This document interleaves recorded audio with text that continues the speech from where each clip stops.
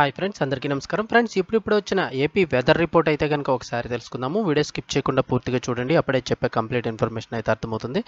ఇక వివరాల్లోకి వెళ్ళిపోయినట్లయితే కనుక ఆంధ్రప్రదేశ్ రాష్ట్ర వ్యాప్తంగా కూడా భారీ వర్షాలు అయితే కొనసాగుతున్నాయి.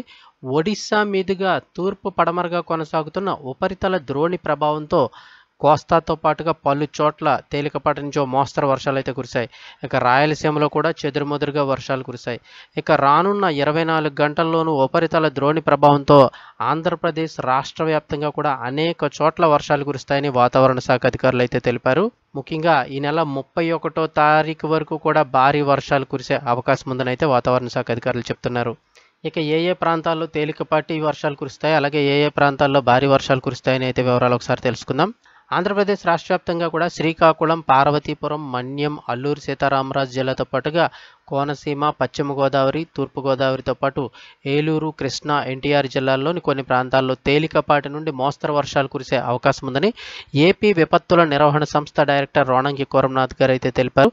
ఇక అలాగే జూలై 31 వరకు కూడా, ఈ నెల 31వ తారీఖు వరకు కూడా చాలా ప్రాంతాల్లో భారీ వర్షాలు కురిసే అవకాశం ఉందని చెప్తున్నారు. ముఖ్యంగా ఉత్తర కోస్తా, దక్షిణ కోస్తాతో పాటు ఆ రాయలసీమలోని పలు జిల్లాల్లో రానున్న 3 నుంచి 4 రోజుల పాటు తేలికపాటి నుంచి మోస్తరు వర్షాలు, కొన్ని ప్రాంతాల్లో భారీ వర్షాలు కురిసే అవకాశం ఉందని వాతావరణ శాఖ హెచ్చరించింది. కొన్ని చోట్ల బలమైన గాలులు వీచే అవకాశం ఉన్నట్లుగా కూడా పేర్కొంది. అంతేకాకుండా గోదావరి వరద నేపథ్యంలో గోదావరి పరివాహక ప్రాంత ప్రజలందరూ కూడా అత్యంత అప్రమత్తంగా ఉండాలని అయితే వాతావరణ శాఖ అధికారులు హెచ్చరిస్తున్నారు. ఇక ప్రస్తుత పరిస్థితి ఇలా ఉండగా మరొక అల్పపీడనం అయితే బంగాళాఖాతంలో ఏర్పడుతోందని వాతావరణ శాఖ అధికారులు చెప్తున్నారు.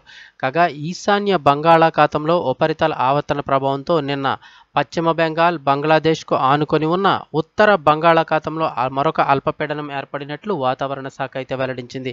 అయితే దీని ప్రభావం రాష్ట్రంపై ఎక్కువగా ఉండే అవకాశం లేదని అయితే వాతావరణ శాఖ అధికారులు అయితే పేర్కొంటున్నారు. సో ఏది ఏమైనా రానున్న 1 నుంచి 4 రోజుల పాటు, అంటే ఇంచుమించుగా జూలై 31వ తేదీ వరకు కూడా రాష్ట్రంలోని పలు ప్రాంతాల్లో భారీ వర్షాలు, కొన్ని ప్రాంతాల్లో తేలికపాటి నుంచి మోస్తరు వర్షాలు కురిసే అవకాశం ఉందని వాతావరణ శాఖ అధికారులు అయితే చెప్తూ ఉన్నారు. సో ఇది ఫ్రెండ్స్ అప్డేట్. వీడియోస్ తప్పకుండా లైక్ చేయండి. మరిన్ని అప్డేట్స్ కోసం ఛానల్ వెంటనే సబ్స్క్రైబ్ చేసుకోండి.